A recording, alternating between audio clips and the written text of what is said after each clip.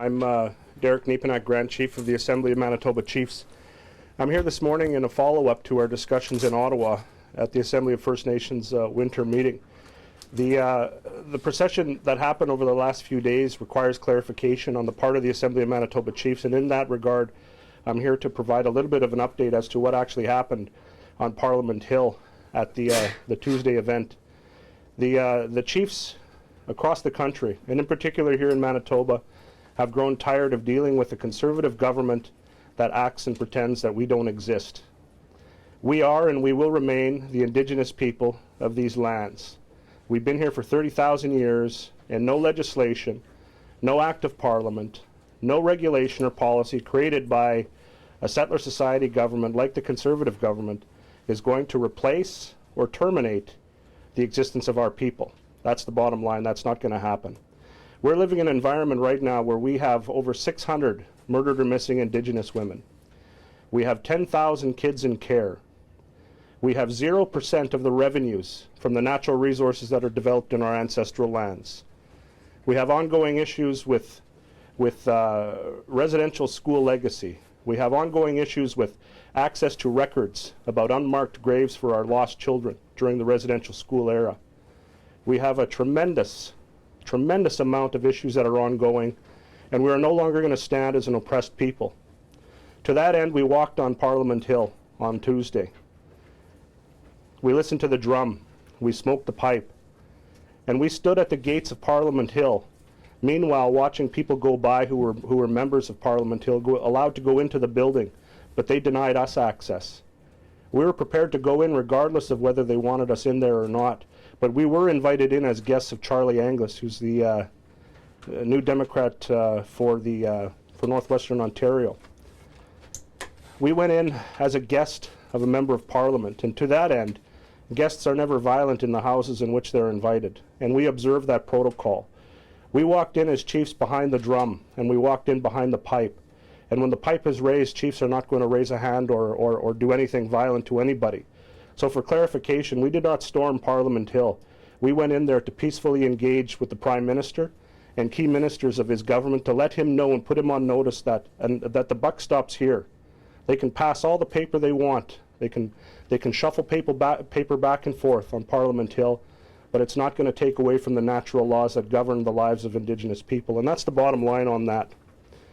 You know, part of our action here in Manitoba is to become much more willing to go beyond the borders of what we do here to engage at international levels. We recognize that the Prime Minister and his government have secretly developed a deal with the Chinese government called the Foreign Investment Protection and Promotion Act.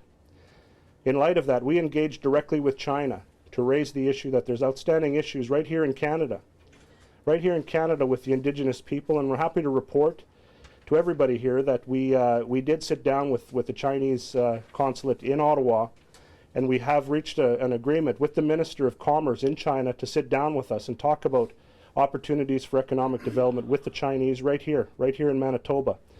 I have a letter here from Chen Deming, the Minister of Commerce in China, inviting a delegation of Manitoba leaders to come talk about the economic opportunities that could be developed between Indigenous people here in Manitoba and the Chinese.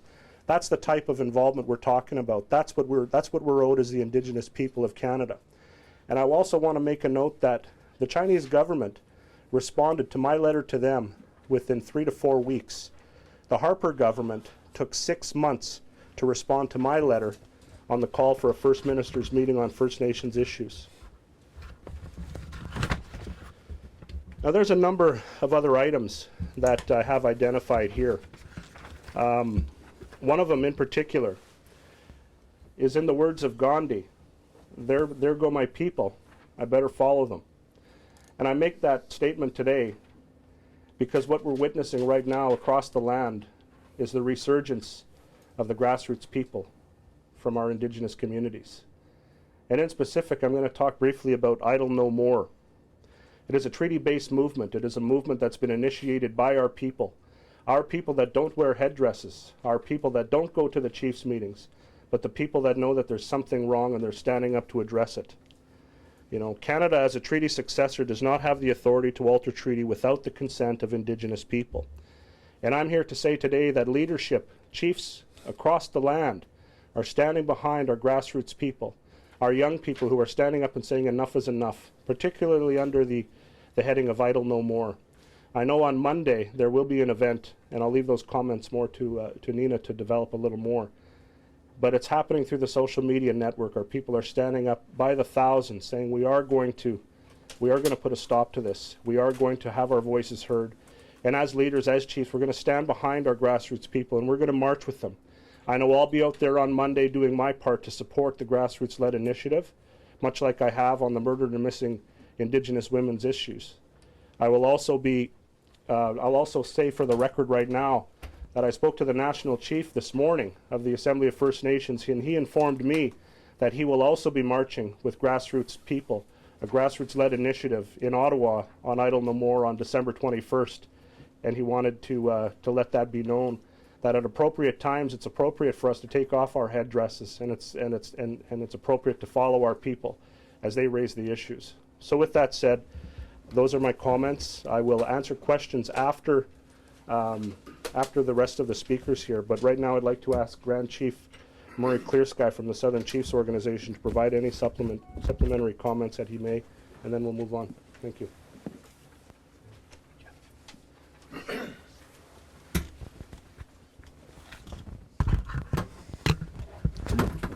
Good morning. Chief of Southern Authority, or not Southern Authority, sorry. We came from a meeting with the Premier. Southern Authority seems to be sticking in my head. It's Child Family Services. But those are big issues we should be dealing with also as Anishinaabe people. It's our children, and I keep referring to our children. Regarding education, Child Family Services. People are making money off our children, and it shouldn't be. Those are the kind of the topics I want to go on. You know, yes, I was in Ottawa. I had this, we're at this assembly, an assembly that we thought that went pretty good until we started getting emails last night. There was backroom deals or backroom meetings by our national leader that we weren't aware of. I too was getting very frustrated as a leader, have been for a while. Frustration towards our people. People are pressuring me, the southern communities that I represent are pressuring me to do something. Let's do something. Whether it's a rally, whether it's whatever, we got to do something. We got to step up to the plate and grab the bull by the horns, so to speak. And I, encourage my leaders, the Grand Chief of Manitoba, to do all this stuff. He's got to take the lead role. I'm under him. I support him. I just like to see a little more action happen here in Manitoba. I know at one time that we talked about action, day of action. We talked about these pipelines. We talked about different economic items that we could stop. The airport, you name it. We as Anishinaabe people got to take a strong stand, like I stated earlier, to get our message across. Obviously, the government is not going to listen to us, and they ain't listening to us. It's our treaties. We had all this. They're implementing it another way to get us in a corner. Our treaties. We had all these rules as treaty people.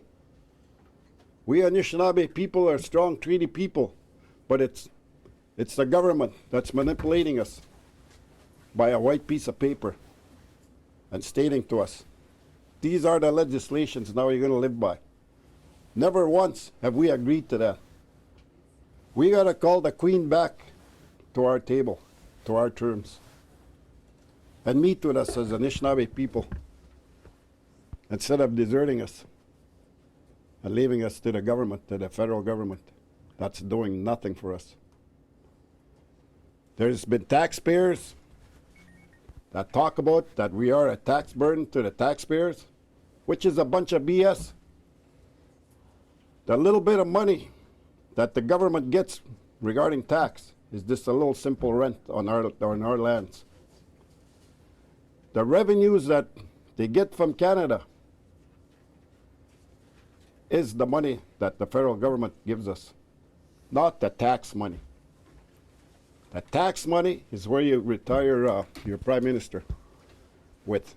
So with that, I know I covered a lot of areas. I'll ask questions. You could ask questions from me later, but I guess like there is speakers. So with that, I'll stop there. Chimiwich. Bonjour, my name is Leo Basketwang, and I'm a lead organizer for a movement known as March for Justice. This past summer, myself, Ashley, marched across Canada in response to the Indian Act, and we're looking to change federal policy and legislation as it relates to Indigenous peoples. We're specifically seeking changes in the Indian Act and to raise awareness about federal policy and legislation because there's a lack of representation in the federal government. We marched from Vancouver to Ottawa, and one of the things I want to point out is that I was a witness to the events that took place in Ottawa, and I'm fully supportive of the Chiefs and the action that they took in Ottawa because as a citizen, I think it was a long overdue response in regard to the derogation of our treaty rights and the agreements that we have signed a long, long time ago. And I need to make something clear because treaties are nation-to-nation agreements, and I think this is something that is not really understood in Canada. I think it's an undervalued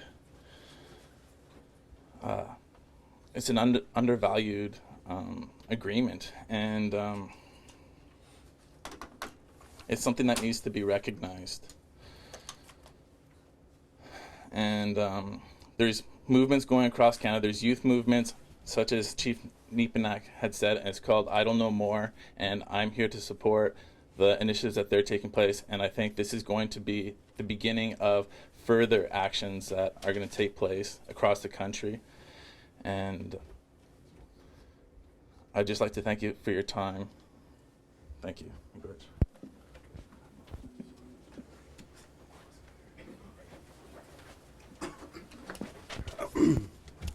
Good afternoon.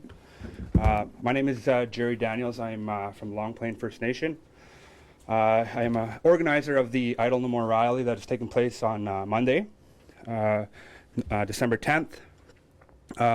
We are here to make a call for action by our young people, by our leaders, our elders, our women, that we may stand together.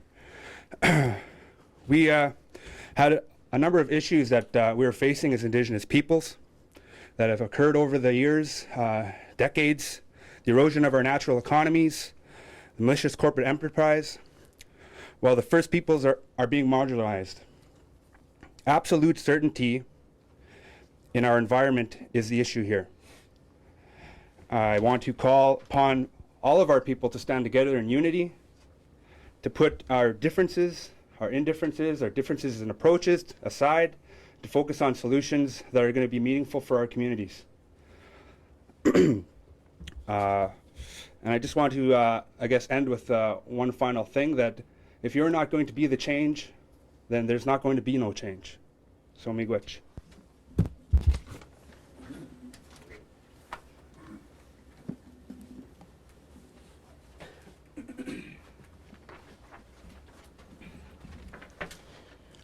Good day. My name is Nina Wilson. I am one of the members of Idle No More that seem to have exploded all over Canada in the last month. I speak from my heart, and I tell you that our people are suffering.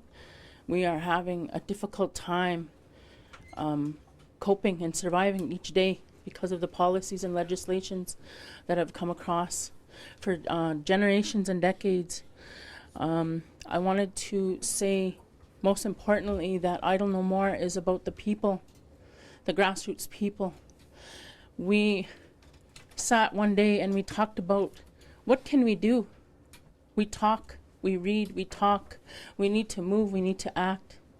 So that's what we did, is we started to move and act and put action into place, because we need to get the people to wake up.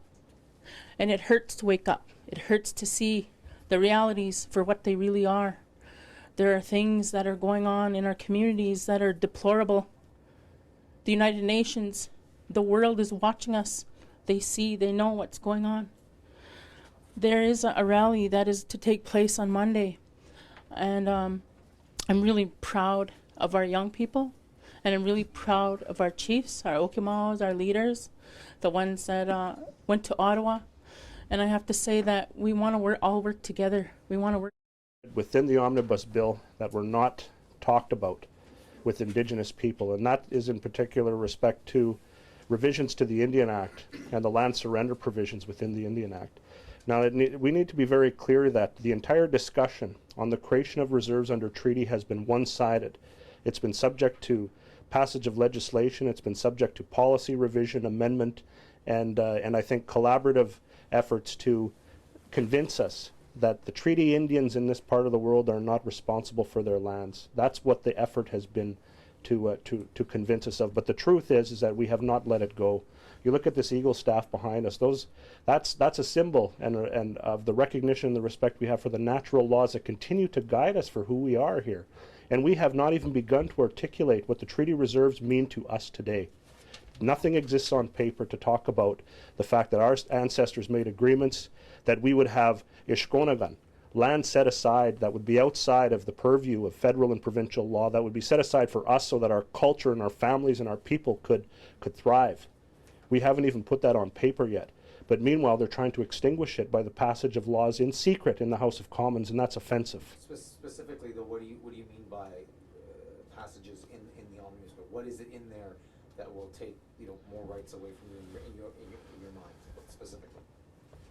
I'm not going to get into the legalities of the land surrender provisions of the Indian Act this morning with you. If you want to figure that out, I would ask you to talk to your lawyers to look at the Omnibus budget bill and to look specifically at the provisions impacting the Indian Act and the new powers that are given to the minister to invoke a land surrender without the full participation of the community members. Are there any other questions? Grand Chief, Yes. 72 hours after the demonstration on Parliament, after announcing that you're going to be taking further action, that you're not going to take it anymore, the FN sends out a press release about looking forward to further consultations with Minister Duncan. What's your reaction to that? That's a very good question, Megan. I had a discussion with the National Chief this morning, and he advised me that there was a meeting with Minister Duncan that was held at the conclusion of the AFN Assembly. That meeting was for the purpose of informing Minister Duncan of the positions of the regions across Canada. The regions had presented their positions at the Chiefs Assembly, and that is the entirety of the discussion as far as I know. I'm not looking at the meeting as anything other than an opportunity for the National Chief's Office to convey to the Minister the position of the regions across Canada. At the First Nations Crown Summit, the Prime Minister promised no unilateral legislation changing the Indian Act and then broke that promise. So why should anybody believe any promises when it comes to education? I think that there's an onus on everybody, beyond Indigenous First Nations people, beyond the Aboriginal community, into the settler society communities from ocean to ocean to ocean in Canada, to look at the words of the Prime Minister on that day in January 2012 and to see what this government has done since then. And you need to question, if you went out and you cast a ballot in a federal election, you need to question the sincerity of the things that are said by your parliamentarians, and in particular by those parliamentarians who accede to the positions of power at the top of the executive, including your Prime Minister. You need to question whether or not this is the right man for the job, considering what he's done in the House of Commons, considering what he's done in proroguing Parliament, considering the breaches that have been exercised by his reformists in the Conservative Party. I think everybody needs to question that. It's not just Indigenous people, but look what he said to us as the Indigenous people, and look what he's doing now. Is your Prime Minister sincere in what he does and what he says? There have been some concerns over the years with the human rights record in China. Canada, the U.S., other Western countries have been criticized for wanting to or doing dealings with China. Do you have any concerns about that, or are you comfortable doing a deal with a country like China? You know what, I can go home and I can see elders who don't have clean water in their communities. You know, I can go home and see elders struggling to stay warm at night because the heat doesn't work in their house, because the windows are broken. I can see elders carrying buckets of water in Island Lake back to their houses. Now you want to talk about human rights, let's have a human rights discussion here in Canada before we start pointing the finger at our international friends. Chief Nepinak, what do you hope to accomplish by going and talking? Community, let them know that we did not surrender. We did not cede, release, or surrender our natural resources to a colonial government that would take it all away from us. We had never agreed to that, whether by treaty, express or implied, by policy or legislation. We are beginning to remember. We begin to remember the limits of our ancestral lands, and we are going to impose our laws once again. And Canada is going to have to reconcile with that. The international community needs to know that, and we're beginning that process.